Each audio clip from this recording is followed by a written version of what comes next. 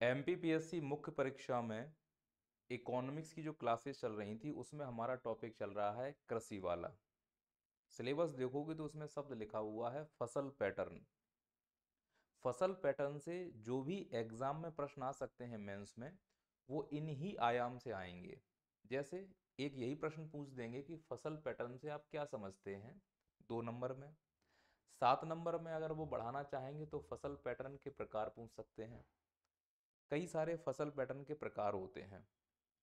हो सकता है वो प्रत्येक प्रकार में या तो फसल पैटर्न का लाभ पूछ दे या उसकी हानि पूछ दे। ये भी हो सकता है वो ऐसा प्रश्न भी बना दे कि किसी एक फसल पैटर्न के लाभ और हानि दोनों पूछ दे, कि अगर आप ये वाला फसल पैटर्न प्रयोग कर रहे हो तो इसके आपको क्या लाभ होंगे और इसके आपको क्या क्या हानियां हो सकती हैं। और जो 10 नंबर में प्रश्न बनेगा इस टॉपिक से, मुझे संभावना है ये वाला प्रश्न बन सकता है कि फसल पैटर्न को प्रभावित करने वाले कारक। यह आर्थिक भूगोल का टॉपिक है जिसमें भूगोल और इकोनॉमिक्स दोनों चीजें एक साथ शामिल हैं। पर बाकी सभी आयाम समझने से पहले हमको यही समझ में आ जाए कि फसल पैटर्न क्या होता है तो सब चीजें हमारे लिए आसान हो जाएंगी। एक्चुअली फसल पैटर्न किसी एक बड़े टॉपिक का छोटा सा हिस्सा है, यानी वो किसी का हिस्सा है। ये किसका हिस्सा है पहले उसको समझेंगे तो फसल पैटर्न अपने आप समझ में आ जाएगा। जब भी हम किसी टॉपिक में फसल पैटर्न को पढ़ाते हैं या पढ़ते हैं तो हमें दो और अलग टर्म अलग से पढ़ने पड़ते हैं। पहला, फसल प्रणाली, इसको इंग्लिश में क्रॉपिंग सिस्टम कहते हैं। इसी से मिलता जुलता दूसरा शब्द है फसल सघनता, इसको क्रॉप इंटेंसिटी कहा जाता है। और इससे मिलता जुलता तीसरा शब्द है फसल क्रम। इस क्रम को इंग्लिश में पैटर्न कहा जाता है। सिलेबस बनाने वाले ने हिंदी में ही लिख दिया है फसल पैटर्न। यहाँ से एक संकेत मुझे मिल रहा है कि यदि आप किसी इंग्लिश शब्द को हिंदी में ट्रांसलेट नहीं कर पा रहे हैं तो उसे देवनागरी में प्रयोग कर सकते हैं। आयोग इसके ऊपर अब किसी प्रकार का कोई आपत्ति नहीं जता सकता, क्योंकि उसने भी सिलेबस जो हिंदी में कन्वर्ट किया है इंग्लिश से, उसमें फसल क्रम की जगह उसने फसल पैटर्न यानी इंग्लिश में ही पैटर्न को देवनागरी में लिख दिया है। तो अगर आपको कोई इंग्लिश का शब्द हिंदी में ट्रांसलेट अच्छे से नहीं हो रहा है तो आप देवनागरी लिख के आ सकते हैं, ये आयोग ने संकेत दिए हैं। ये जो फसल शब्द है इसके लिए एक अच्छा शब्द प्रयोग किया जाता है भूगोल में, शस्यन। यानी अगर मैं इनको वापस से ट्रांसलेट करूं, फसल की जगह शस्यन लगाऊं, शस्यन का मतलब ही फसल ही होता है, तो अर्थ निकलेगा शस्यन प्रणाली, शस्यन सघनता और शस्यन क्रम। ये जो शस्यन सघनता है इसको शस्यन गहनता भी कहा जा सकता है, जिसे हम शस्य गहनता भी कहते हैं। तो शस्य गहनता हो या फसल सघनता हो, इनका एक ही अर्थ निकल रहा है। इंग्लिश में इनको क्रॉप इंटेंसिटी ही कहा जाएगा। अब हम इनका अर्थ समझने का प्रयास करते हैं तो चीजें बहुत आसानी से समझ में आ जाएंगी। सबसे पहले इसको समझिए कि शस्य गहनता क्या होती है। जिस प्रकार से किसी सरकार का एक वित्तीय वर्ष होता है, जैसे अभी ये वर्तमान सरकार है, 31 मार्च इसका अंतिम है और फिर इसके बाद 1 अप्रैल से सरकार का नया वर्ष शुरू हो जाएगा। ऐसे ही मैंने क्लास में समझाया था कि ऐसे ही एक कृषि वर्ष होता है जो जून से संबंधित है। तो मैं मान के चलता हूं कि जो भी मैं आपको कहानी सुनाऊंगा वो एक वित्तीय वर्ष की होगी, जैसा हम लोगों ने जीडीपी में सीखा था। तो एक वित्तीय वर्ष आपके सहूलियत के लिए मैं ले लेता हूं कि मान लो मई से लेकर और जून तक, यानी मई का कौन सा, सपोज करो जैसे जनवरी फरवरी मार्च अप्रैल मई, तो 31 मई हो सकता है क्या, और 1 जून। तो 1 जून से लेकर 31 मई तक हमने इसको मान लो कि एक वित्तीय वर्ष मान लिया कृषि का। अब इस एक वित्तीय वर्ष में, एक वित्तीय वर्ष में, या मैं ऐसे बोल सकता हूं कि एक कृषि वर्ष में, जो कि एक कृषि वर्ष का सीधा सा अर्थ यह है कि हम 1 साल की बात कर रहे हैं। तो एक कृषि वर्ष में कोई किसान अपने उस खेत में जितनी फसलें उगाता है वही उसकी शस्य गहनता कहलाती है। जितनी फसलें उगाने का क्या मतलब है, एक्चुअली जो शस्य गहनता है वो प्रतिशत के रूप में मापी जाती है। यानी यदि किसी राज्य की शस्य गहनता 100% है तो इसका सीधा सा अर्थ यह है कि वो राज्य का नागरिक अपने खेत से हर साल एक फसल तो उठाता ही उठाता है। अगर मैं बोल दूं 1.4 है तो इसका मतलब 1.5 फसल उठाते ही उठाता है। यहाँ 1.5 का मतलब कोई छोटी मोटी फसल है जिनकी अवधि 3 महीने से कम है, वो भी उससे ले लेता है। कुल मिला के यदि कोई व्यक्ति जिसके पास 1 बीघा का खेत है, बस उसके पास अब दूसरी खेती कोई है नहीं, तो वो पूरे साल में उस 1 बीघा में कितने प्रकार की फसलें निकाल सकता है, वो उसकी शस्य गहनता कहलाती है। कि ज़्यादा से ज़्यादा हम उस खेत को कैसे यूज कर सकते हैं। और शस्य गहनता फसल पैटर्न हमारे टॉपिक में इसलिए डाला गया है कि जिस प्रकार से हमारी जनसंख्या बढ़ रही है और खाद्यान्न की आवश्यकता पड़ने वाली है, अधिकारी के रूप में तुमको ये मालूम होना चाहिए कि कम जमीन पर कैसे ज़्यादा से ज़्यादा फसल उगाई जा सके और उसके लिए कौन कौन सी योजनाएं बनाई जा सके, ऐसी नीति निर्माता के रूप में तुम्हारी भूमिका बनी रहे। शायद इसीलिए हमको ये टॉपिक पढ़ने के लिए बोला जा रहा है। तो सस्य गहनता को एक गांव की भाषा में मैंने जो समझाने का प्रयास किया है वो ये है कि आप ऐसे समझिए कि एक साल में उगाई गई कुल फसलों का जो भी योग होता है वो सस्य गहनता कहलाती है। तो अब किस राज्य की सस्य गहनता सबसे ज़्यादा है, तो इसका जवाब है पंजाब की। किसकी शस्य घनता एवरेज है, तो जवाब है मिजोरम की।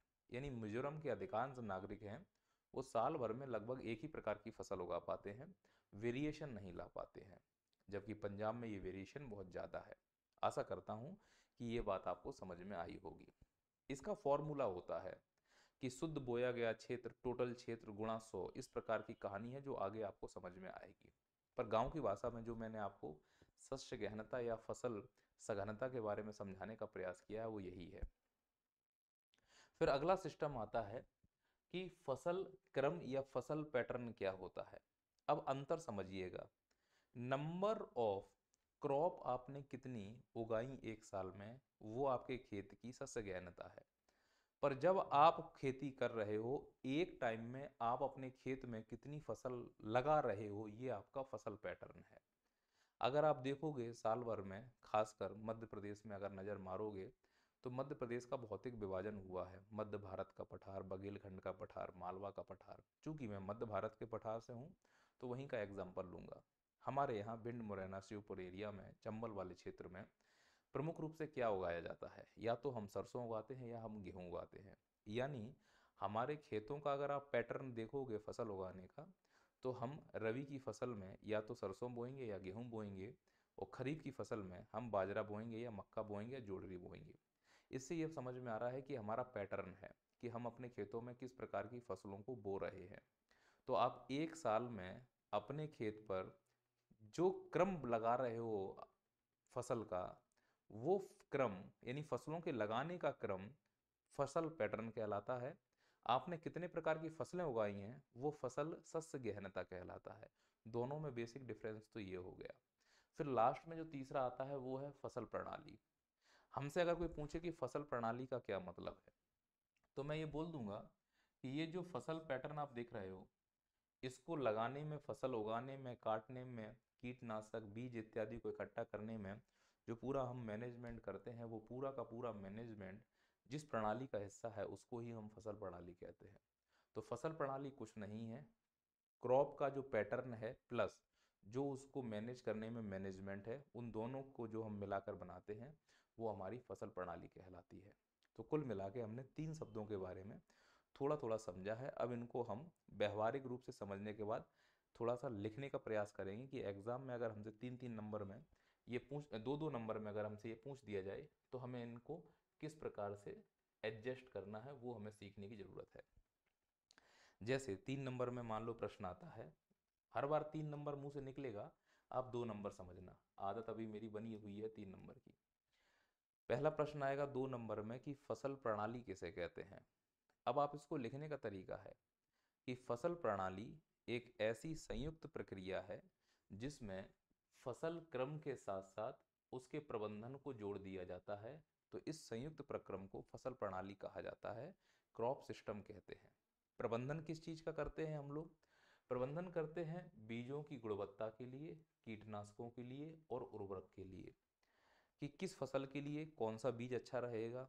क्योंकि जब हम बीजों का चयन करते हैं तो वहाँ की मिट्टी के हिसाब से, वहाँ की जलवायु के हिसाब से कौन सा बीज किस जलवायु में अच्छा प्रदर्शन कर सकता है। क्योंकि जितनी भी वैरायटियाँ, चाहे गेहूं की हो, सरसों की हो, सोयाबीन की हो, चने की हो, ये अलग अलग जलवायु के अनुसार इनके नए नए बीज बनाए जा रहे हैं, हाइब्रिड बीज बनाए जा रहे हैं। कुछ ऐसे बीज होते हैं जो जल्दी पक जाते हैं, कुछ ऐसे बीज होते हैं जो कम पानी मांगते हैं। तो जल्दी पकने का मतलब है वो बीज तब बोया जाता है जब फसल कहीं लेट हो गई हो।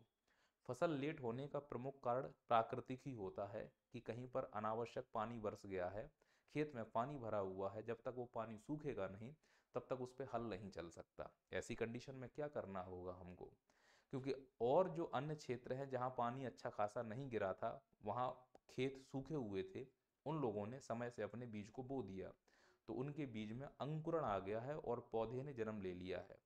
पर हमारे खेत में तो पानी भरा हुआ है, जिस एरिया में हम रह रहे हैं। ऐसा होता है, मध्य प्रदेश में भी होता है। तो ऐसी कंडीशन में हम क्या करें, हम कोशिश ये करेंगे कि ऐसे बीजों का हम प्रयोग करें उसी फसल की जो हमारे पड़ोसी क्षेत्र में बोए गए हैं। यहाँ पड़ोसी क्षेत्र का मतलब समझ रहे हो कि मध्य भारत के पठार में पानी बरस गया है और इधर बुंदेलखंड के पठार में पानी नहीं गिरा है, और दोनों ही क्षेत्रों में गेहूं होना है। बुंदेलखंड वालों ने जल्दी गेहूं बो दिए हैं, तो उनका गेहूं टाइम से पकेगा। चूंकि हमारे यहाँ खेतों में पानी भरा है, जब तक वो पानी नहीं सूखेगा हम गेहूं नहीं बो सकते हैं। तो हमने इंतजार किया और 10 दिन हमारे खराब हो गए। ऐसी कंडीशन में हम अगर वही वाला बीज डाल देंगे जो बुंदेलखंड वालों ने डाला है, तो हो सकता है कि उनका गेहूं पहले पक जाए और हमारा गेहूं बाद में पके। और मध्य प्रदेश में एक और समस्या है ओलावृष्टि को लेकर, खासकर मध्य भारत का पठार और बुंदेलखंड में तो ओलावृष्टि होती ही रहती है। तो हम ऐसे बीजों को यहाँ पर रोपण करेंगे जो बीज जल्दी पकते हों। इस प्रकार की वैरायटियाँ आ चुकी हैं मार्केट में, कई प्रकार के हमने रिसर्च भी किए हुए हैं। तो जब वो जल्दी पकेगा तो जो बुंदेलखंड और मध्य भारत के पठार के गेहूं के कटने का समय होगा लगभग एक जैसा होगा, तो मार्केट में फ्लक्चुएशन नहीं आएगा। तो अगली जो फसल है वो भी टाइम पे बोएंगे और हमारा फसल पैटर्न नहीं बदलेगा या चेंज होगा। तो जब मैं बोलूँगा मैनेजमेंट कर रहे हैं फसल को बोते समय, तो वो मैनेजमेंट किस चीज़ का करते हैं, हम ये देखते हैं कि हमें कौन सा बीज डालना है, कौन सा उर्वरक डालना है, कब पानी देना है, कब उनको काटना है। इस प्रकार की सभी जो प्रबंधन है वो फसल पैटर्न के प्रबंधन के अधीन आएगा। तो अगर हमसे कोई पूछता है कि फसल प्रणाली का क्या मतलब है, तो आप ये बोलोगे जो साल भर में एक खेत के ऊपर बदल बदल कर जो हम फसल करते हैं, उसके काटने के लिए, उसको कीटनाशक डालने के लिए, पानी डालने के लिए जो भी हम समय समय पर काम करते हैं, उसको प्रबंधित करते हैं, वो सब मिला लिया जाए तो वो क्या कहलाएगा, फसल प्रणाली कहलाएगा। आशा करता हूँ कि यहाँ तक आपको मेरी बात समझ में आ गई होगी। अगला चलते हैं। अगला है फसल पैटर्न। फसल पैटर्न क्या होता है, तो आप इसमें दो तीन चीज़ें समझिएगा। फसल पैटर्न लिखने का तरीका क्या हो सकता है कि फसल पैटर्न, पहले तो एक निश्चित क्षेत्र ये शब्द आना चाहिए। फसल पैटर्न निश्चित क्षेत्र बोलूंगा तो इसका क्या मतलब है, भैया हमारा खेत। फिर दूसरा शब्द आएगा प्रति का वार्षिक क्रम। सर ये बात नहीं समझ में आई। अरे मान लो कि आपने अभी खेत में गेहूं बोया हुआ है, अब गेहूं काटोगे मार्च और अप्रैल में, खेत खाली रहेगा। फिर अगली फसल कौन सी बोगे, भाई जो तुम अगली फसल बो रहे हो और जो अभी तुम काट रहे हो, इसके बीच में जो गैप है वही तो प्रति है। तो वो कह रहा है प्रति का वार्षिक क्रम, कि इसके बाद कौन सा। तो जब ये दो हम शब्द लिख देंगे, फिर तीसरा शब्द लिखना होगा फैलाव वितरण की व्यवस्था, यानी आसपास के क्षेत्रों में भी इस प्रकार की फसलें हो रही हैं या नहीं। फसल पैटर्न का मतलब केवल तुम्हारा खेत नहीं होना चाहिए, उसके आसपास जितनी भी जमीन लगी हुई है उनमें सब में लगभग एक जैसा पैटर्न हो। और ऐसा भारत में देखने को भी मिलता है कि अगर कोई गेहूं कर रहा है तो सभी लोग गेहूं ही करेंगे, अगर कोई गन्ना कर रहा है तो सब लोग गन्ना ही करना शुरू कर देंगे। तो ये जो एक साथ जो बो रहे हैं, जो थोड़ा बहुत बदलाव कर रहे हैं फसलों में, वो हमारा फसल पैटर्न कहलाता है। फिर तीसरा शब्द आता है फसल गहनता। फसल गहनता में कुछ भी लिख के मत आना अगर 2 नंबर में आ जाए। तुम ऊपर लिखना सकल फसली क्षेत्र और नीचे लिखना शुद्ध बोया गया क्षेत्र गुणा 100। तो जब हम इसकी वैल्यू निकालते हैं तो वो हमेशा प्रतिशत में निकलती है। वो प्रतिशत में निकलेंगी तो वो प्रतिशत की वैल्यू हमको मालूम होनी चाहिए। जैसे मैंने लिखा है कि भारत की जो शस्य गहनता है वो 136% है। जब हम आज़ाद हुए थे तो 136% से 25% हमारे पास कमी थी, यानी आज़ादी से लेकर अब तक भारत की जो शस्य गहनता है वो 25% की वृद्धि के साथ ही आ पाई है। सोचो कितना डिफिकल्ट हो रहा है हमारे लिए। अब जिस प्रकार से जनसंख्या बढ़ रही है, माल्थस यही बोल के गए हैं, जनसंख्या जल्दी बढ़ेगी और जो उत्पादन है फसल का वो अपेक्षाकृत धीमे बढ़ेगा, जिससे हमें खाद्यान्न संकट देखने को मिल सकता है और इंटरनेशनल लेवल पर इसका विवाद भी देखने को मिलेगा। डब्ल्यूटीओ में भारत का विवाद इसी का एक प्रमुख उदाहरण हो सकता है। याद रखना है कि मिजोरम की जो शस्त्र गहनता है वो 100% है और पंजाब की शस्त्र गहनता 194% है, जबकि मध्य प्रदेश की शस्त्र गहनता 165% के आसपास है, जो कि राष्ट्रीय स्तर से ज़्यादा है ना। तो अगर 2 नंबर में पूछेंगे कि मध्य प्रदेश की शस्त्र गहनता कितनी है तो आप बता देंगे। अब आपके अंदर एक प्रश्न उठ रहा होगा, तो सर सकल फसली क्षेत्र का क्या मतलब है और शुद्ध बोया गया क्षेत्र का क्या मतलब है। अब इसके भी मतलब समझ लो तो आसानी हो जाएगी। सकल फसली क्षेत्र का मतलब होता है कुल बोया जाने वाला क्षेत्र, यानी जो बोने लायक है। अच्छा, बोए जाने वाले का क्या मतलब है सर? शर्त यह है कि जिस क्षेत्र की तुम बात कर रहे हो वर्ष में कम से कम उसमें एक बार तो फसल बोई ही गई हो। अगर कोई फसल एक साल के अंदर उसमें नहीं बोई गई है, खाली है, तो उसको हम सकल फसली क्षेत्र के अंतर्गत शामिल नहीं करेंगे। सामान्यतः कर भी लिया जाता है, बस शर्त ये है कि वो बंजर भूमि नहीं होनी चाहिए। हमसे कोई अगर पूछे कि सकल फसली क्षेत्र, तो इसका मतलब कुल बोया जाने वाला क्षेत्र, बस इससे ज्यादा कुछ मत सोचो। फिर अगला शब्द एक भी आएगा, तो सर शुद्ध बोया गया क्षेत्र क्या होता है? ये सकल फसली क्षेत्र है, इसका मतलब कुल बोया गया क्षेत्र। तो फिर अब अगला आ गया शुद्ध बोया गया क्षेत्र, दोनों में अंतर है। शुद्ध बोया गया क्षेत्र का मतलब यह है कि जहां भी आप फसल कर रहे हो या किसी प्रकार का फलोत्पादन कर रहे हो, चूंकि हम बार बार उसमें 2-3 फसलें कर लेते हैं पर जमीन तो एक ही बीघा है ना हमारे पास, तो आप कितनी बार भी उसको बोलो कोई फर्क नहीं पड़ता, गिना एक ही बार जाएगा। तो जो सकल या कुल बोया गया क्षेत्र है उसमें वो क्षेत्र जिसको हम एक बार ही काउंट करते हैं उसी को शुद्ध बोया गया क्षेत्र कहा जाएगा। इसमें लिखा हुआ है फसलों एवं फलों उत्पादन के साथ कुल बोए गए क्षेत्र को दर्शाता है, कितनी बार बोया गया है पर गिना एक बार ही जाएगा। चाहे कितनी बार भी बोया गया हो, गिना कितनी बार जाएगा? एक बार ही जाएगा। ठीक इसी प्रकार से एक शब्द और आपको मिलेगा, शस्य योजना। अब योजना है तो इसका मतलब नीति बनानी होगी।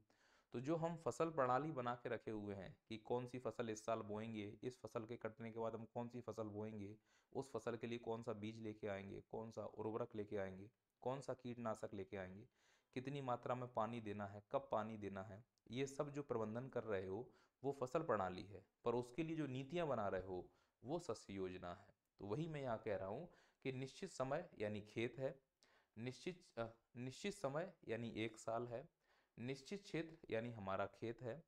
फसल प्रणाली प्रबंधन के लिए जो हम नीतियां बनाते हैं उन्हीं को हम शस्य योजना के अंतर्गत शामिल करते हैं। तो हमारा पहला उद्देश्य ये था कि फसल पैटर्न क्या होता है उसके बारे में थोड़ा सा हमको समझना था। हमने उसके परिचय को बहुत अच्छे से समझा। अब चूंकि इतनी बात तो समझ में आ गई कि फसल पैटर्न, शस्य गहनता, फसल प्रणाली 3 अलग अलग कॉन्सेप्ट हैं, वो तीनों कॉन्सेप्ट हमारे दिमाग में बैठे हुए हैं। थोड़ा सा और आगे चलते हैं। अगर मुझसे पूछा जाए कि फसल पैटर्न कैसे लिखना है, 7 नंबर में आ जाए, तो इसका क्या कंटेंट हमारे पास होना चाहिए, तो तुम इस कंटेंट का प्रयोग कर सकते हो। इसमें दोनों चीजें आपको एक साथ मिलेंगी। यहाँ पे लिखा हुआ है फसल पैटर्न, इसको हिंदी में हम फसल क्रम भी कहते हैं। इसको हम क्या कहते हैं? फसल क्रम कहते हैं।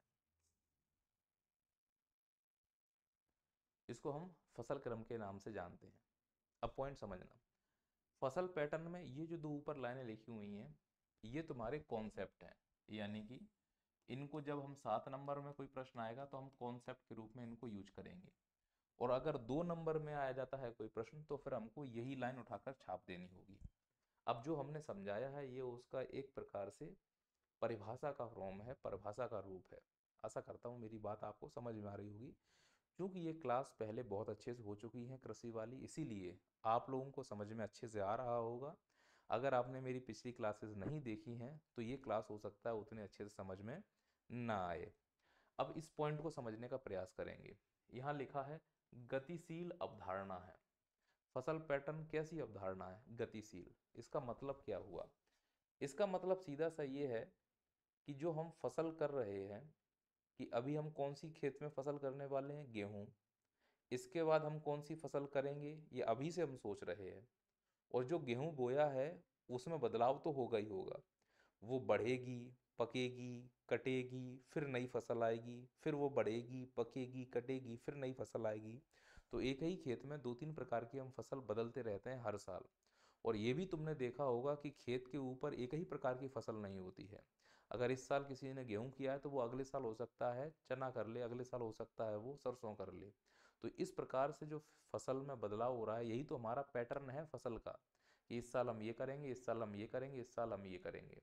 तो ये हमारी अवधारणा जो है वो गतिशील है।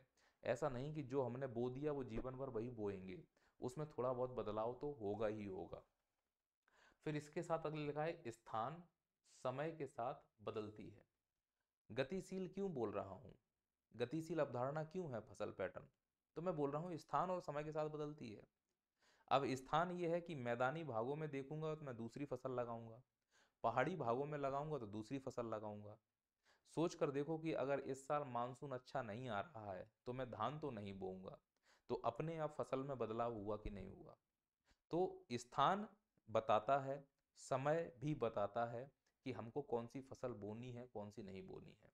अभी एमएसपी अगर डबल कर दिया जाए तो फिर किसान वो फसल ज़्यादा बोने का प्रयास करेगा जिसमें एमएसपी ज़्यादा है। समय बदलेगा तो फिर एमएसपी के लिए लोग उत्पादन करना शुरू कर देंगे। तो फसल पैटर्न एमएसपी पे भी डिसाइड होता है, फसल पैटर्न समय से भी डिसाइड होता है, फसल पैटर्न स्थान से भी डिसाइड होता है, और फसल पैटर्न डिमांड से भी डिसाइड होता है। अब आजकल लोग मोटे अनाज की मांग कर रहे हैं क्योंकि लोग स्वास्थ्य के प्रति जागरूक हो गए हैं। लोग जिम कर रहे हैं, बॉडी बना रहे हैं, उनको मोटा अनाज खाना है, उसमें फाइबर होता है, उसमें सेल्यूलोज होता है, बड़ी आसानी से पच जाता है। और लोग घर पर बैठ के काम कर रहे हैं तो ऐसा खाना खाना चाहते हैं जो आसानी से पच जाए, फैट में कन्वर्ट ना हो। लोग मोटापे का शिकार हो रहे हैं, तो डिमांड हुई मोटे अनाज की। तो अब जो लोग पहले गेहूं बो रहे थे उन्होंने दिमाग में लगाया कि अब की बार खरीफ की फसल में हम बाजरा बोएंगे क्योंकि मोटे अनाज में अच्छी खासी डिमांड हो रही है। तो जो पैटर्न बदल रहा है, जो पैटर्न में हम सोच ला रहे हैं, तो ये निरंतर बदलाव की प्रवृत्ति दिखा रहा है। इसका मतलब फसल पैटर्न कोई स्थायित्व कॉन्सेप्ट नहीं है, यह एक गतिशील कॉन्सेप्ट है जो स्थान और समय के साथ बदलेगा। ये कॉन्सेप्ट वाली बात थी जो हम समझे हैं। पर परिभाषा में क्या लिख के आओगे?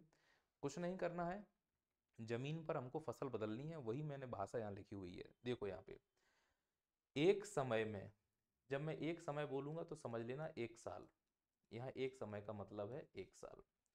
या फिर इसका ये भी अर्थ हो सकता है एक समय का मतलब कोई एक ऋतु, या फिर एक समय का मतलब हो सकता है रवि, या हो सकता है खरीफ, या हो सकता है जायद। ये एक समय अर्थ निकलेगा यहाँ पे, या तो एक साल, या कोई एक ऋतु, या रवि खरीफ, जो भी तुम उस समय मौसम में खड़े हो तब उस विशेष समय की बात कर रहा हूँ।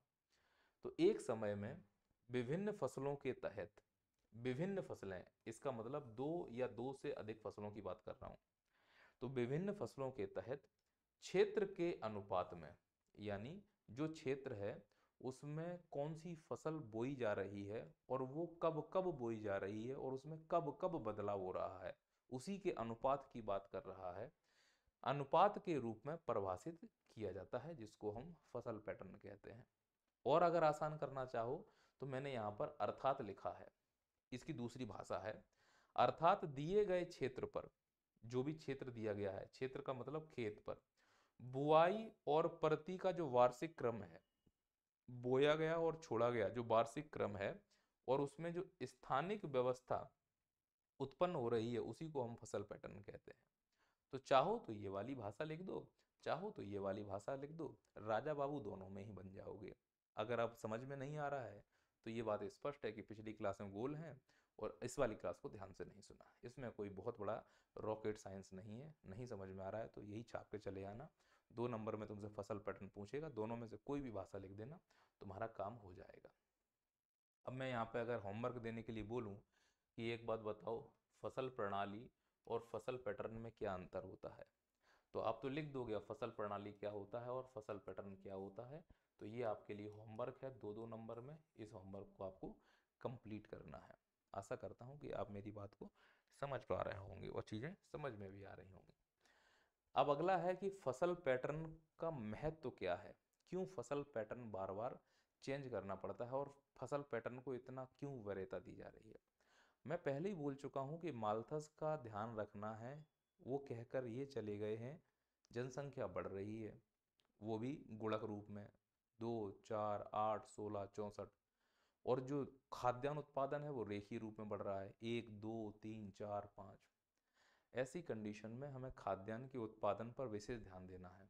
चूंकि अब लोग शहरीकरण का शिकार हो रहे हैं, तो जहाँ पहले खेतों में केस कृषि होती थी, अब उन खेतों में प्लॉटिंग हो रही है, बिल्डिंगें तानी जा रही हैं। तो इसका परिणाम ये है कि खेत जो कृषि कर रहे थे वहाँ बिल्डिंगें बनने की वजह से खेतों के जो साइज हैं वो कम हो रहे हैं, पर जनसंख्या बढ़ रही है। तो हमारे पास अब खेत कम है, लोग ज़्यादा हैं। तो ऐसी कंडीशन में हमें उस खेत में ज़्यादा उत्पादन करना है। ज़्यादा उत्पादन करने के लिए उस खेत की मिट्टी की उर्वरता बनी रहनी चाहिए, उस खेत में जो पोषक तत्व हैं वो बने रहने चाहिए। हमारे पास जो संसाधन है उनका ज़्यादा से ज़्यादा और अच्छे से अच्छे उपयोग होना चाहिए। इसीलिए फसल पैटर्न हमें समझना ज़रूरी है और उसका महत्व होता है। क्योंकि अगर हम फसल पैटर्न को अच्छे से समझते हैं और फसल प्रणाली का प्रयोग बहुत अच्छे से कर पाते हैं, तो मिट्टी की उर्वरता बढ़ जाती है। अब देश में समस्या ये है कि मिट्टी की उर्वरता लौट के घट रही है। अधिकांश क्षेत्र की मिट्टियां अब अनुर्वर होती जा रही हैं, क्योंकि हमने उसमें इतना फर्टिलाइजर डाल दिया है कि उनकी उर्वरता निरंतर कम होती जा रही है और वो मिट्टी अब जहर बनती जा रही है। और इसका प्रभाव पूरे पश्चिमी पंजाब में देखने को मिल रहा है, पश्चिमी उत्तर प्रदेश में देखने को मिल रहा है। जहाँ जहाँ हरित क्रांति हुई है, अब वहाँ वहाँ उसके नेगेटिव इम्पैक्ट सामने आ रहे हैं। मैक्सिमम जो कैंसर के मरीज हैं पश्चिमी उत्तर प्रदेश, हरियाणा और पंजाब से ही आते हैं, क्योंकि उन्होंने फर्टिलाइज़र का अतिशय कर दिया है। और वो फर्टिलाइज़र ऊर्जा होती है, वो ऊर्जा खेतों में जाती है।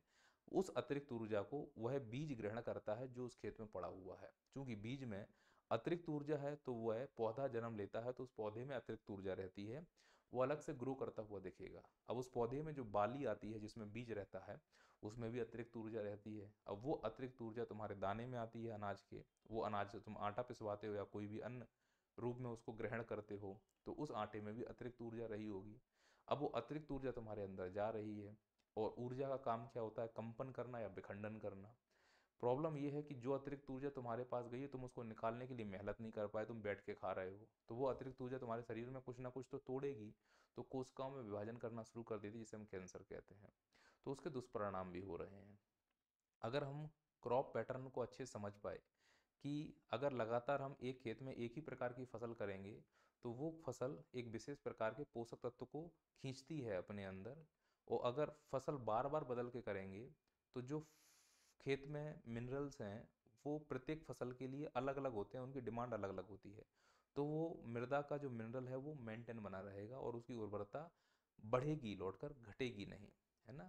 तो इसीलिए हमें फसल पैटर्न का महत्व समझना है कि मिट्टी की उर्वरता इससे बढ़ती है। दूसरा, फसल की उपज में वृद्धि होती है। तीसरा, मिट्टी के पोषक तत्वों में वृद्धि होती है। चौथा, विविधीकरण फसलों का होता है। मतलब विविधीकरण का मतलब है एक ही प्रकार की फसल नहीं हो रही है, एक से अधिक प्रकार की फसलें इसमें बहुत आसानी से की जा रही हैं। और सबसे लास्ट में है उत्पादन की लागत कम हो जाती है। लागत कम क्यों हो जाती है?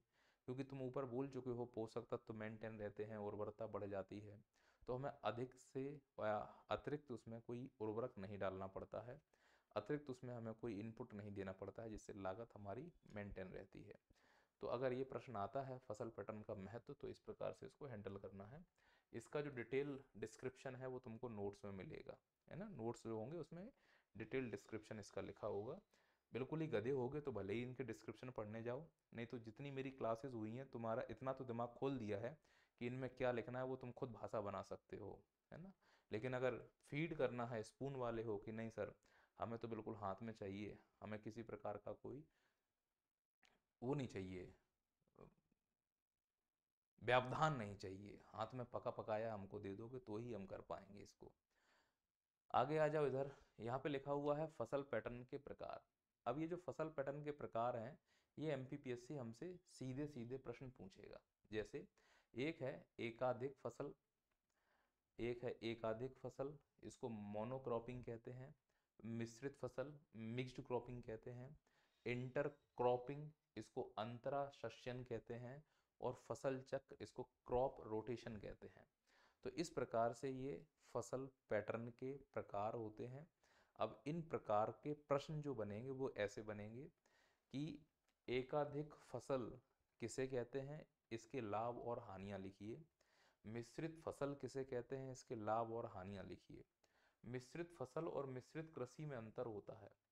जब मैं बात मिश्रित कृषि की करूं, एक ऐसी कृषि जिसमें फसल के साथ साथ पशुपालन भी किया जाए उसको मिश्रित कृषि कहते हैं। यहाँ मैं बात कर रहा हूँ मिश्रित फसल की, तो कंफ्यूज मत हो जाना, वो मिक्स्ड एग्रीकल्चर है, ये मिक्स्ड क्रॉपिंग है। आइए एक एक करके बात करते हैं। सपोज करो कि हमसे एकाधिक फसल के बारे में कुछ पूछ दिया गया। एकाधिक का मतलब है मोनोक्रॉपिंग। अब सर इसको लिखना कैसे होगा, इसके कॉन्सेप्ट को समझना कैसे होगा। मैंने यहाँ पे टू द पॉइंट लिखे हुए हैं।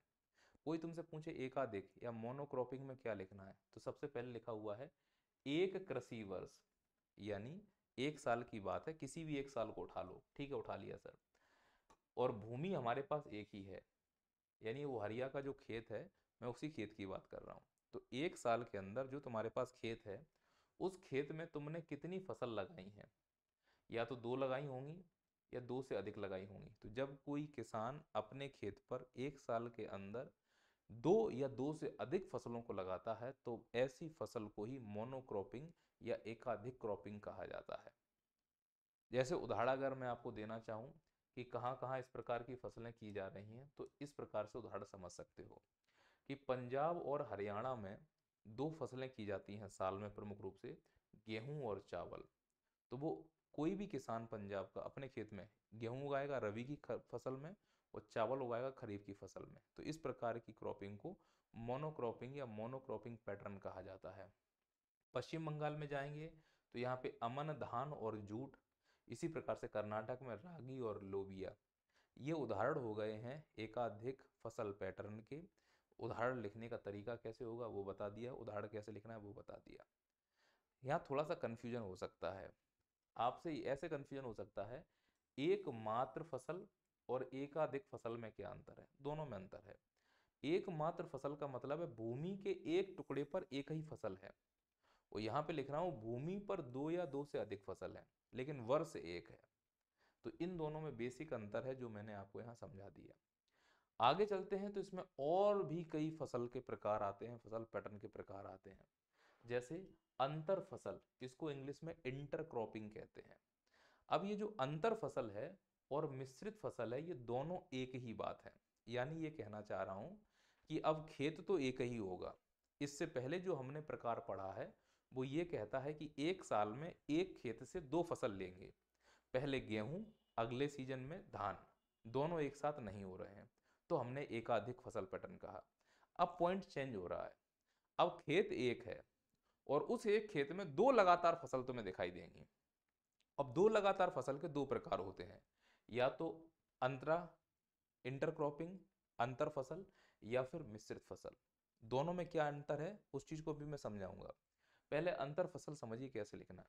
मैं लिख रहा हूं एक ही खेत है, खेत में कोई चेंज नहीं है, दो या दो से अधिक फसल एक साथ।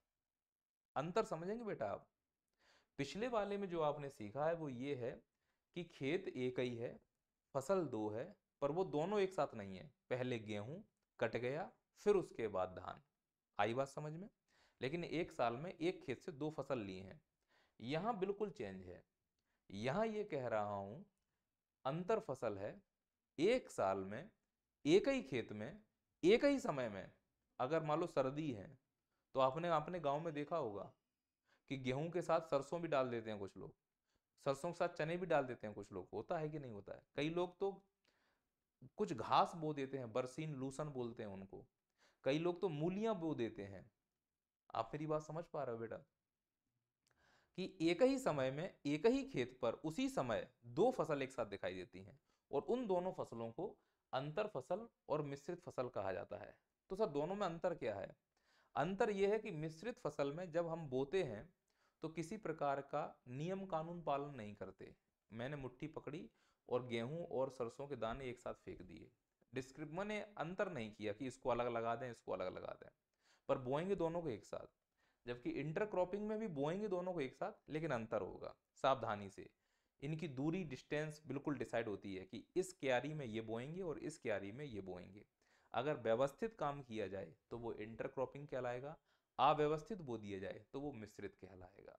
आशा करता हूं कि यहाँ तक आपको मेरी बात समझ में आ गई होगी। तो मैं कह रहा हूं कि अंतर फसल का मतलब है एक ही खेत में दो या दो से अधिक फसलों को एक साथ बो दिया जाए। मैं अगर बोलूं तो मिश्रित खेती की नई अवधारणा को अंतर फसल कहते हैं। मिश्रित खेती की अवधारणा पहले से ही थी, 1980 से चली आ रही है कि एक ही खेत में दो फसल बो दो, पर उनके लिए कोई सिस्टम नहीं था कि कितनी फसल को कितनी दूरी पर बोना है। फिर एक नया सिस्टम आया कि अगर दो फसल लगाना है तो उनके बीच में न्यूनतम इतनी दूरी होनी चाहिए। अगर हम नियम कानून के अनुसार दो फसलों को एक साथ बोएं तो अंतर फसल है, और बिना कानून के जैसे मर्जी वैसे बो दें तो वो मिश्रित फसल है। दोनों में एक साथ बोया जाता है, बस फर्क इतना पड़ता है। आगे आओ, अगर मैं अंतर फसल के उदाहरण देना चाहूं तो महाराष्ट्र और गुजरात में आप देखोगे कपास और मूंगफली एक ही समय में एक साथ बोए जाते हैं, पर इनके लिए विशेष अनुपात का पालन करना पड़ता है, और यह अनुपात 9:1 हो सकता है, 5:1 हो सकता है, यानी 9 क्यारी के बाद एक क्यारी इसकी होगी, या फिर इतनी दूरी हो सकती है। फिर पंजाब हरियाणा में कपास मूंग, मूंग को हरा चना भी कहा जाता है। बिहार झारखंड में धान और उड़द, उड़द को काला चना कहते हैं, अरहर को पीला चना कहते हैं। लोकल भाषा में इस प्रकार से बोला जाता है। यहाँ पर आएंगे मिश्रित फसल में, वही भाषा लिख रहा हूँ, एक ही खेत है, दो या दो से अधिक फसल, पर मैं यहाँ लिख रहा हूँ क्या समझना थोड़ा सा, बिना किसी पंक्ति विन्यास के अनुपात के साथ साथ उगाई जाती है। मतलब कोई पंक्ति विन्यास, विन्यास का मतलब अलग करना, पंक्ति का मतलब लाइन, कोई लाइन रेखा नहीं बनाई जाती, कोई नियम कानून नहीं माना जाता, बस बो दिया जाता है। उदाहरण अगर आप देखना चाहोगे तो पंजाब हरियाणा में गेहूं सरसों, महाराष्ट्र में कपास सोयाबीन, कर्नाटक में मक्का और मूंगफली, ये मिश्रित खेती के सबसे अच्छे उदाहरण हैं, और ये अंतर फसल के सबसे अच्छे उदाहरण हैं। इसी प्रकार से एक फसल और होती है जिसे हम बोलते हैं फसल चक्र। फसल चक्र कहता है कि खेत तो एक ही है, विभिन्न फसलों का क्रमिक खेती की जाती है। इसमें फसलों का कोई क्रम डिसाइड नहीं होता, इसमें फसलों की कोई मात्रा डिसाइड नहीं होती। ये कहाँ पर होती है, जैसे पंजाब और हरियाणा में चावल और गेहूं या मक्का और गन्ना, आंध्र प्रदेश तेलंगाना में चावल और लाल चना, तूर को लाल चना कहते हैं, तमिलनाडु में चावल कपास और उड़द, ये फसल चक्र के सबसे अच्छे उदाहरण हैं। इसके अलावा और भी कई प्रकार के फसल पैटर्न हैं, पर उन फसल पैटर्न को करने से पहले हम थोड़ा सा इसके बारे में डिटेल से पढ़ते हैं कि अंतर फसल क्या होता है, अंतर फसल के कितने प्रकार होते हैं, उनको भी हमको कंप्लीट करने की जरूरत है। तो हम अंतर शस्यन के प्रकार देखते हैं। तो जो अंतरा शंसन है या इंटरक्रॉपिंग है, उसके चार प्रमुख प्रकार होते हैं। पहला है समानांतर, मतलब क्यारी बनाकर दो फसलें एक साथ लगाई जाती हैं। वो ऐसी फसलें होती हैं जो आपस में प्रतियोगिता नहीं करती। उदाहरण के लिए काला चना और मेज माने मक्का, ये एक दूसरे से कंपटीशन नहीं करती हैं और एक साथ उग सकती हैं। दूसरा है सहचर यानी कंपेनियन क्रॉपिंग। इसमें क्या होता है, दोनों फसलों का उत्पादन शुद्ध फसलों के उत्पादन के बराबर होता है, जैसे आलू प्याज के साथ गन्ने को लगा देना।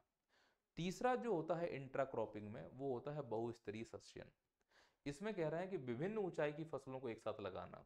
ऊंचाई का मतलब ये है कि पहले ज्यादा ऊंचाई वाली फसल, उससे कम ऊंचाई वाली फसल, उससे कम ऊंचाई वाली फसल, जिसे धूप की दिक्कत ना हो, तो उसे हम बहुस्तरीय सस्यन कहते हैं। उदाहरण के लिए गन्ना, सरसों और प्याज, इनको एक साथ लगाया जा सकता है। सिनर्जेटिक सस्यन, ये जो सिनर्जेटिक सस्यन है, इसमें प्रति हेक्टेयर उत्पादन शुद्ध फसल के प्रति हेक्टेयर उत्पादन से ज्यादा होता है। इसका सबसे अच्छा उदाहरण है गन्ना और आलू। अगर मैं प्रतिशत अनुपात के रूप में अंतराशस्यन को देखना चाहूं तो वो दो प्रकार का होता है। एक योगात्मक अंतराशस्यन और दूसरा होता है पुनः स्थापित अंतराशस्यन। यानी योगात्मक क्या होता है कि ये मैंने एक खेत लिया हुआ है, और यहाँ पे ये जो है ये गन्ने की क्यारी है, गन्ने के साथ मैं आलू को बोना चाह रहा हूँ। तो मैं क्या करूंगा, एक गन्ने की क्यारी के दूसरी गन्ने की क्यारी के बीच में 90 सेंटीमीटर का गैप रखूंगा, और इन 90 सेंटीमीटर के बीच में मैं आलू को बो दूंगा। तो ये जो मैंने गैप रखा है, डिस्टेंस रखा है, एक ही खेत में दो फसलें की हैं, तो इंट्रा क्रॉपिंग तो हो गई, गैप भी मेंटेन किया है नाप तोल कर। अगर नाप तोल कर नहीं करता, ऐसे ही बो देता, तो मिश्रित हो जाती। पर इस प्रकार से अगर हम करते हैं तो इसे योगात्मक या एडिक्टिंग इंट्रा क्रॉपिंग कहते हैं। फिर यहाँ पर आते हैं पुनर्स्थापित, रीस्टेब्लिश करके। इसमें क्या करते हैं, एक खेत है, इसमें भी मैंने एक ही समय में दो फसलें बोई हैं, पर इसमें से कोई भी फसल गौण फसल नहीं है, इसमें दोनों की दोनों प्रमुख फसलें हैं। जबकि अगर आप इसमें देखोगे तो गन्ना प्रमुख फसल है और आलू गौण यानी सेकेंडरी फसल है। तो जो ये वाली पद्धति है इसमें एक फसल प्रमुख होती है, दूसरी गौण होती है। पर इस पद्धति में कोई भी गौण नहीं होती है, सभी प्रमुख होती हैं। तो मैं क्या करूंगा कि एक क्यारी में मैंने सरसों बोई, फिर इसका अनुपात होता है 9:1, यानी एक क्यारी में सरसों तो बाकी 9 क्यारी में हम क्या बोएंगे, गेहूं बोएंगे, फिर एक क्यारी में सरसों। तो चूंकि मैंने मेंटेन किया है नियम कानून और चूंकि एक ही खेत में दो फसलें बोई हैं तो ये इंट्रा क्रॉपिंग के अंतर्गत शामिल कर दिया जाएगा। अब हम चूंकि क्रॉपिंग पैटर्न के प्रकार पढ़ रहे थे तो एकाधिकार वाला पढ़ा हमने, इंट्रा क्रॉपिंग पढ़ा, फसल चक्र पढ़ा, मिश्रित पढ़ा, और फिर हमने कहा था कि जो इंट्रा क्रॉपिंग है, अंतराशस्यन है, उसके कई प्रकार के बाद हम बचे हुए प्रकारों को पढ़ेंगे। तो बचे हुए प्रकारों में कौन आ जाएंगे उनको एक बार देख लेते हैं। एक होता है सतत सस्यन। सतत सस्यन का मतलब क्या है कि फसलों को शीघ्र क्रम में उगाना। उदाहरण के तौर पर मक्का की कटाई के तुरंत बाद आलू का लगाना, यह एक प्रकार से नॉन ओवरलैपिंग क्रॉपिंग होती है। ओवरलैपिंग का मतलब है एक फसल दूसरे फसल के ऊपर छाया नहीं कर पाती है। अगर आप देखोगे तो ये डिजाइन आपको समझ में आ रहा होगा। हरे रंग से जो दिख रहा है ये फर्स्ट है, जैसे ही फर्स्ट खत्म हो रहा है हमने कटाई कर दी और उसके पहले ही हमने बुआई कर दी, यानी एक खत्म हुआ कि दूसरा हमने बो दिया। इसको बोलते हैं सतत, कंटिन्यू हो रहा है, कोई गैप नहीं दे रहे हैं खेतों में। इसके अलावा एक और होता है अनुपद सस्यन। इसमें क्या करते हैं कि पूर्ववर्ती फसल के कटने से पहले ही आगामी फसल को लगा दिया जाता है, यानी इसमें ओवर क्रॉपिंग का कॉन्सेप्ट होता है। यह एक प्रकार से रिले दौड़ जैसा होता है कि बंद ही नहीं हो रहा है। वो एक 400 मीटर की दौड़ होती है, भाग रहे होते हैं, उसके दौड़ खत्म होने से पहले वो लेके फिर भाग जाता है। तो इस प्रकार की जो खोज की थी वो डॉक्टर शेर सिंह बेंस ने की थी। मध्य प्रदेश में जो सस्यन क्रॉपिंग पैटर्न चलता है उसे उटेरा कहते हैं। उटेरा अनुपद का ही एक सबसे अच्छा उदाहरण है, ठीक वैसे ही जैसे पश्चिम बंगाल और बिहार में पैरा सस्यन चलता है। नर्सरी में जो पेड़ काटते हैं वो इसी अनुपद सस्यन का ही उदाहरण है। तो कुल मिला के हमने क्या पढ़ लिया अभी तक, सस्यन के प्रकार यानी कि फसल पैटर्न के प्रकार। हमें कई प्रकार के प्रकार आ गए। अब इसमें प्रश्न ये बनेगा इनके लाभ बताओ, इनकी हानि बताओ और इनको बनाए रखने की शर्तें बताओ। शर्तें जैसे अगर हमसे पूछ दिया जाए कि फसल जो अंतरा सस्यन है उसकी क्या शर्तें हैं, यानी कि एक ही खेत में दो फसल अगर लगानी है तो उसकी कुछ शर्तें होंगी, नहीं तो मर नहीं जाएंगी दोनों फसलें। तो शर्तें ये हैं कि पोषक तत्वों की मांग का समय एक नहीं होना चाहिए। उदाहरण के तौर पर मक्का की बुआई के 50 से 60 दिन के बाद मक्का पोषक तत्वों की मांग करता है, उसके साथ उड़द को बो दो, उड़द 30 से 40 दिन के बाद पोषक तत्वों की मांग करता है। यानी पोषक तत्वों की डिमांड दोनों की अलग अलग है, आसानी से पूर्ति की जा सकती है। ये पहली शर्त है। अगर दोनों के पोषक तत्वों की डिमांड एक साथ हो गई तो एक ही खेत में दो फसल बोना तुम्हारे लिए काल बराबर हो जाएगा। दूसरा है सौर ऊर्जा के लिए प्रतियोगिता न्यूनतम होनी चाहिए। ऐसा नहीं है कि एक पौधा दूसरे पौधे के लिए छाया कर दे, उसको धूप ही ना मिलने दे, प्रकाश संश्लेषण कैसे करेगा, मर जाएगा। तीसरी शर्त है कि दोनों फसलों का एक दूसरे के प्रति सहयोग होना चाहिए। ऐसी प्रवृत्ति की फसलें लगाओ जो एक दूसरे से प्यार करती हो, ईर्ष्या ना करती हो। पकने का अंतराल कम से कम 30 दिन का होना चाहिए। अब ऐसा नहीं कि एक ही खेत में दो फसलें लगाई, दोनों एक साथ पक रही हैं तो प्रॉब्लम हो जाएगी। पहले कोई पके, उसके कटने के 30 दिन के बाद दूसरी पके, तो हमें फसल को निकालने और काटने में आसानी हो जाएगी। और CO2 और पानी के लिए प्रतियोगिता नहीं होनी चाहिए कि हमने जैसे खेतों में पानी लगाया, एक ज़्यादा पी गई एक कम पी पाई, इस प्रकार की कोई प्रतियोगिता नहीं होनी चाहिए। ये अंतरा सस्यन या इंट्रा क्रॉपिंग की हमारे लिए प्रमुख शर्तों के अंतर्गत शामिल की जा रही हैं। अब हम आगे आते हैं फसल पैटर्न के अंतर्गत। क्या पूछेगा हमसे वो कि फसल पैटर्न को प्रभावित करने वाले कौन कौन से कारक हैं। कई कारक हैं, उसमें प्रमुख कारक जो हैं वो ये है, भौतिक कारक, मिट्टी, जलवायु, सिंचाई, ढलान और ऊंचाई, ये फसल पैटर्न को प्रभावित कर सकते हैं। ठीक इसी प्रकार से आर्थिक कारक, MSP। MSP कैसे प्रभावित करता है, भाई जिस फसल की MSP ज़्यादा कर दोगे वो फसल का उत्पादन ज़्यादा होने लगेगा। खेत का आकार, जोखिम के विरुद्ध बीमा, अगर किसी फसल का बीमा कर देते हैं और लोगों को मालूम है कि अगर इसमें नुकसान होगा तो सरकार मुझे पैसे देगी, तो लोग उस फसल का उत्पादन ज़्यादा करेंगे। आदानों की उपलब्धता, सब्सिडियाँ मिलती हैं जैसे कि MSP, और भी कई प्रकार की सब्सिडी हैं, तो सरकार जिसमें ज़्यादा सब्सिडी और सुविधाएं देती है फसल वो वाली ज़्यादा होगी। इस प्रकार से फसल पैटर्न चेंज हो सकता है। सामाजिक कारण है, पहला उपभोग की बदलती प्रवृत्ति। मैंने जैसे अभी बताया, अब लोग मोटा अनाज खाने के लिए मरे जा रहे हैं, तो मोटे अनाज का उत्पादन होना शुरू होगा, फसल पैटर्न बदल जाएगा। श्रम की उन्मुखता, अब होता क्या है कि लोग गहन श्रम नहीं करना चाहते। जैसे चावल को लगाने में गहन श्रम होता है, या किसी ऐसी फसल जिसमें गहन श्रम हो, अब लोग आलसी हो चुके हैं, तो ऐसी फसल करना चाह रहे हैं जिसमें तकनीक का सहारा लेकर फसल किया जा सके। तो उस हिसाब से जो तकनीक के फेवर में फसल हो उसका प्रयोग ज़्यादा होगा उत्पादन के लिए। सामाजिक परंपराएं और स्वास्थ्य, ये सब सामाजिक कारणों में आते हैं जो हमारे फसल पैटर्न को प्रभावित करते हैं। अन्न में देखेंगे तो परिवहन, भंडारण, खाद्य प्रसंस्करण, ये सब वो कारण हैं जो फसल पैटर्न को प्रभावित करते हैं। इसका डिटेल आपको पीडीएफ में बहुत अच्छे से मिल जाएगा। मैं आशा करता हूँ कि आप मेरी इतने दिन से क्लास देख रहे होंगे तो ये बातें मेरी समझ में आ रही होंगी, बहुत अच्छे से समझ में आ रही होंगी, ये मुझे उम्मीद है आपसे। चलिए, अब हम इसको, हमसे अगर वो मान लो कि 2 नंबर में ये प्रश्न पूछे जा सकते हैं। एक तो पूछा जाता है श्री क्या है। चावल बोने की एक पद्धति है, system of rice intensification. Henri de Laulanie ने 1983 में इसको शुरू किया था अफ्रीका से, लेकिन हेनरी डे लॉलानी फ्रांस के हैं, ये याद रखना है। चावल को रोपने की एक विधि है ये। दूसरा है टेरा फार्मिंग क्या होता है। मंगल ग्रह पर पृथ्वी जैसे कृषि का वातावरण निर्मित करने के लिए हम लोग पृथ्वी के अंदर इस प्रकार के अभ्यास कर रहे हैं, जिसे हम टेरा फॉर्मिंग या टेरा फार्मिंग के नाम से जानते हैं। उम्मीद करता हूँ कि ये भी पॉइंट आपको समझ में आ गया होगा। चलिए, तो इस प्रकार से हमने लगभग सब चीज़ों को कर लिया है। अब तुमको होमवर्क है ये बताना है कि किस फसल पैटर्न के क्या लाभ हैं, किस फसल पैटर्न के क्या नुकसान हैं। ये आपको नोट्स के साथ अटैच कर दिए जाएंगे, तो वहाँ पे आपको पढ़ना है। इससे ज़्यादा एमपीपीएससी में कोई प्रश्न नहीं आएगा। आशा करता हूँ अब मेरी बात समझ गए होगे। मिलते हैं अगले वीडियो में। जय हिंद, जय भारत।